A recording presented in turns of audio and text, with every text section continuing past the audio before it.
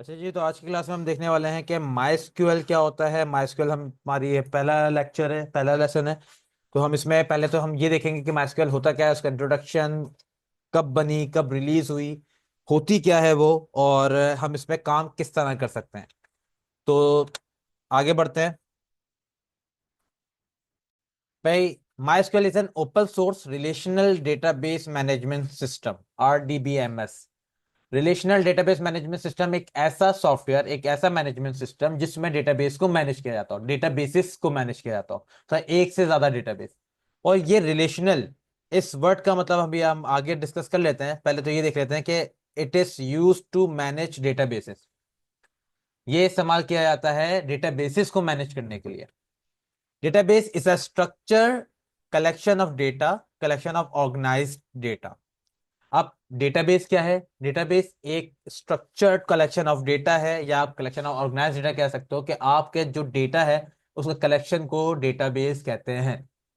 किस तरह? जैसे हमें यहाँ पे एक टेबल दिया हुआ है जिसके अंदर डेटा कुछ कलेक्ट हुआ हुआ है, लाइक नेम, एज और जेंडर। तीन किस्म का डेटा है हमारे पास यहाँ पर। और वो एक टेबल के अंदर है। ऐसे ही मल्टीपल टेबल्स और डेटा जब स्टोर होते हैं तो वो एक डेटाबेस क्रिएट कर देते हैं। Next, what is database management system?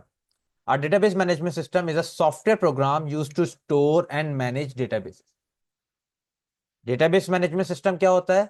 वो ऐसा सॉफ्टवेयर का प्रोग्राम जो कि आपके स्टोर करता है डेटा को और मैनेज करता है। Data means database. Our database management system is a responsible to store, access, edit and delete data from database. अब ये समझ लें कि डेटाबेस एक स्टोरेज है, एक आपका एक खाली कंटेनर, एक स्पेस जहां पे चीजें स्टोर हो सकती हैं। लेकिन डेटाबेस मैनेजमेंट सिस्टम जो है, जो एक सॉफ्टवेयर है, उसका काम क्या है कि उस डेटा को उस कंटेनर तक ले जाके उसको सेव करना, या उसको जब जरूरत पड़े तो उसको एक्सेस करना, उस डेटा को एडिट कर सकना, या उस डेटा को डिलीट कर पाना। ये वाले सारे काम कौन कर रहा है? मैनेजमेंट सिस्टम कर रहा है, डेटाबेस मैनेजमेंट सिस्टम कर रहा है। और डेटाबेस जो है वो एक कंटेनर है जिसके अंदर डेटा स्टोर होता है। होपफुली कि ये आपको बात समझ में आ गई होगी कि मैनेजमेंट सिस्टम क्या कर रहा है और डेटाबेस क्या होता है। आगे क्या है? It has to manage data in two ways. ये दो तरीकों से मैनेज करता है डेटा को। By providing interface to manage data. अब ये बात हो रही है माइस्क्यूएल की या डेटाबेस मैनेजमेंट सिस्टम की, कि डेटाबेस मैनेजमेंट सिस्टम जो सॉफ्टवेयर है वो आपको इस तरह हेल्प करता है डेटाबेसेस को मैनेज करने के लिए, कि आपको इंटरफेस प्रोवाइड करता है। इंटरफेस यानी आपको हर चीज प्रॉपर तौर पे बटन्स की सूरत में, टेबल्स की सूरत में सब दिख रही होंगी, और आप उसमें से जाके चीजों को ऐड, अपडेट, डिलीट कर सकते हो, जैसे कि आप वर्ड में या एक्सेल में कोई काम कर रहे हो। बिल्कुल उस तरह।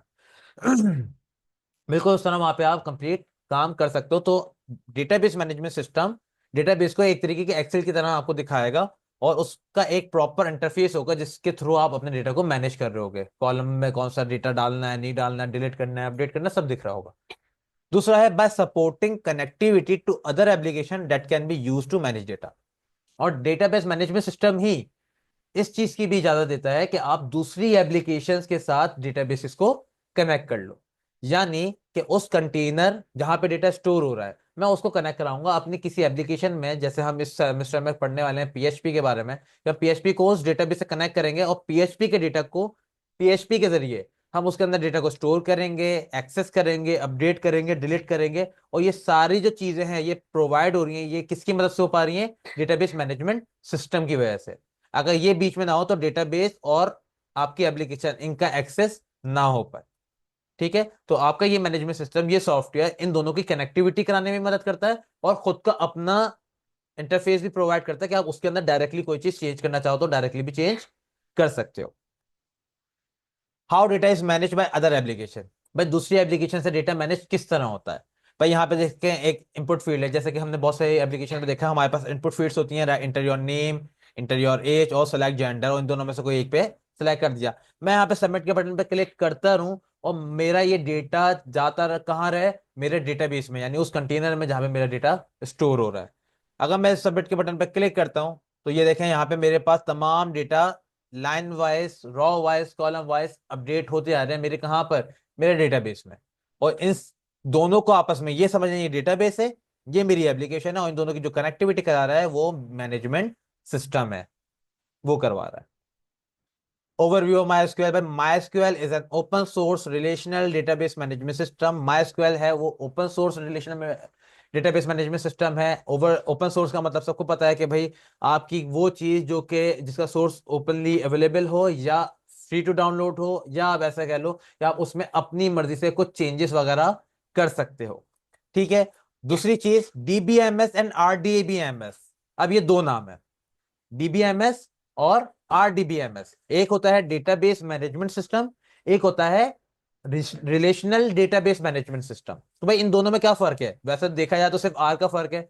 इसमें रिलेशनल है RDBMS में, और इसमें आर नहीं है, रिलेशनल नहीं है. तो ये रिलेशनल क्या कर रहा है ये जरा समझते हैं, जो इसका की डिफरेंस है इन दोनों का.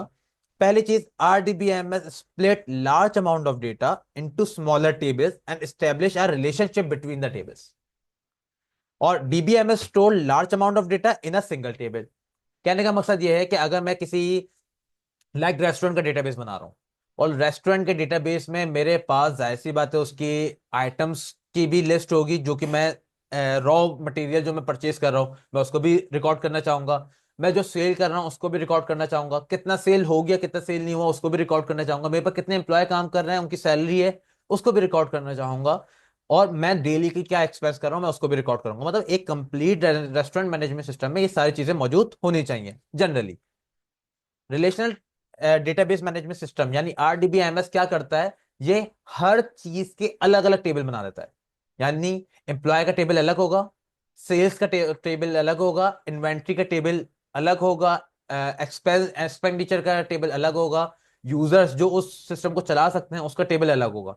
अलग अलग टेबल बनाने का मकसद क्या है कि उससे रिलेवेंट डेटा उसी टेबल में स्टोर हो, और वो डेटा आपस में क्या हो जाता है, कनेक्ट करवा सकते हो आप, उसमें से रिलेशन बना सकते हो कि भाई अगर हमें कभी डेटा चाहिए तो हम किसी भी टेबल में से किसी एक टेबल के जरिए डेटा निकाल सकते हैं. यानी रिलेशनल तौर पे हम उसको एक जगह गैदर भी कर सकते हैं, ज्वाइन करवा सकते हैं, जबकि वो फिजिकली अलग अलग टेबल बने हुए होंगे.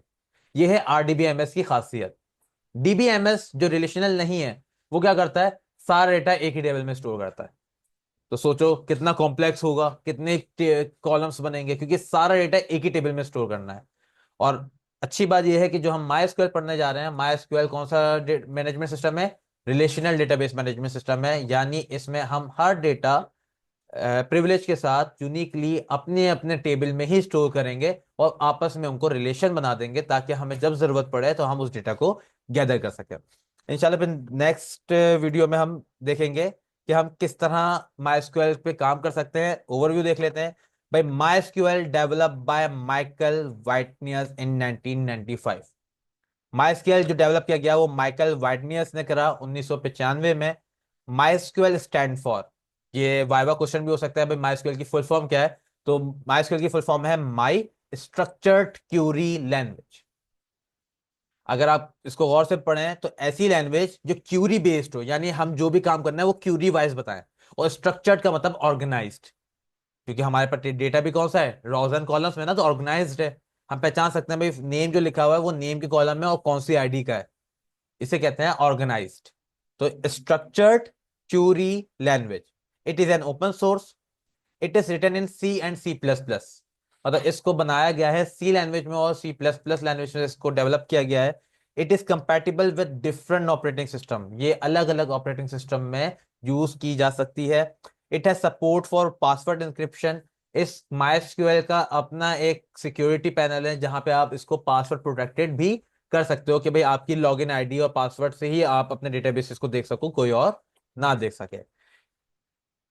It has support for user account privileges. अब जाहिर सी बात है जब आप आईडी और पासवर्ड की बात करते हो तो इसका मतलब है MySQL के अंदर ही मल्टीपल अकाउंट्स बन सकते हैं, और आप अपनी मर्जी से कौन से अकाउंट को कितना प्रिविलेज देना है वो दे सकते हो कि भाई कौन सा अकाउंट टेबल को ऐड कर सकता है, कौन सा अकाउंट के डेटा को डिलीट कर सकता है, कौन सा अकाउंट सिर्फ और सिर्फ डेटा को देख सकता है लेकिन कुछ भी नहीं कर सकता. ये प्रिविलेजेस होते हैं कि भाई रिस्पॉन्सिबिलिटीज या उसके एक्शंस के वो क्या क्या कर सकते हैं अकाउंट्स, क्या नहीं कर सकते, जो कि हमारे MS विंडोज में भी होते हैं. अगर हम यूजर अकाउंट बनाएं, गेस्ट अकाउंट बनाएं, तो वो कोई चीज डिलीट नहीं कर सकते लेकिन हमारी चीजों को देख सकते हैं, डाल सकते हैं लेकिन डिलीट नहीं कर सकते अगर हम उसमें से परमिशन हटा लें. Last, handles large database that have up to 5 billion rows. यानी ये इतना डेटा स्टोर कर सकता है जिस एक टेबल के अंदर के उसके अंदर 5 बिलियन रॉस आ सकती हैं। क्लियर है? तो मतलब डेटा की तो कोई लिमिट नहीं है इसके लिए, मतलब आप जितना डेटा चाहो उतना डेटा स्टोर इसमें कर सकते हो। तो ये थी हमारा माइस्क्वेल डेटाबेस। इंशाल्लाह फिर हम नेक्स्ट वीडियो में ये भी देखेंगे कि माइस्क्वेल डेटाबेस को हमें रन कहाँ करना है, कौन सी सॉफ्टवेयर की हमें नीड होगी, किस तरह हम अपनी चीज को देख सकते हैं और काम कर सकते हैं।